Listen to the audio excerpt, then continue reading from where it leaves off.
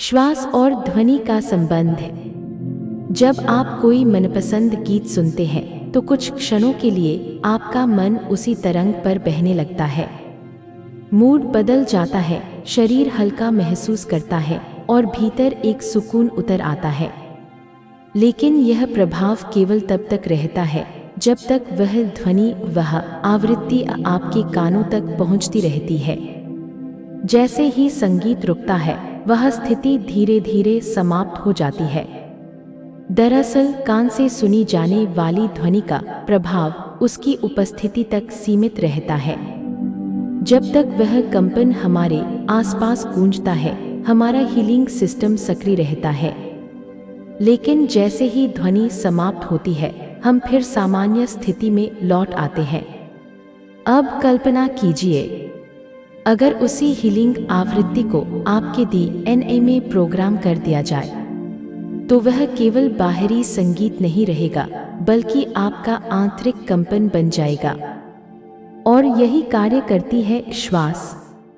श्वास ही वह माध्यम है जो ध्वनि की आवृत्ति को वहन करने की क्षमता रखती है।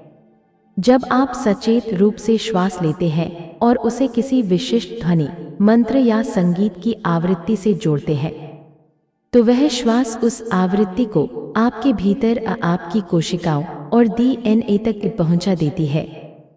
धीरे धीरे यह प्रक्रिया आपकी आदत, आपकी प्रवृत्ति बन जाती है। आपका डीएनए उस शांति और संतुलन की अवस्था को रिपैटर्न, पुनर्संरचना करने लगता है। और तब वह सुकून जो पहले कुछ क्षणों के लिए मिलता था, अब आपके स्वभाव और अस्तित्व का हिस्सा बन जाता है। इस सिद्धांत की सत्यता परंपरा से प्रमाण। यह कोई नया विचार नहीं है। भारत के प्राचीन गुरुकुलों में शिक्षा पद्धति इसी सिद्धांत पर आधारित थी।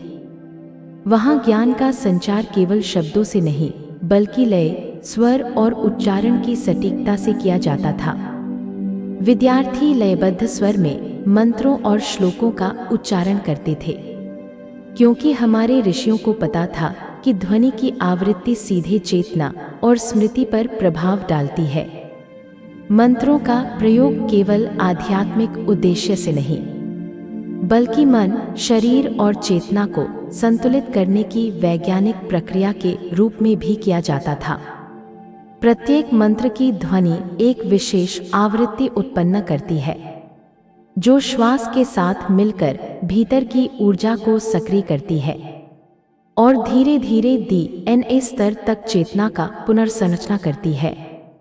इस प्रकार जब ध्वनि श्वास से मिलती है, तो वह सिर्फ सुनी नहीं जाती, बल्कि जी जाती है, महसूस की जाती है और अंततः आपका हिस्सा बन जाती है।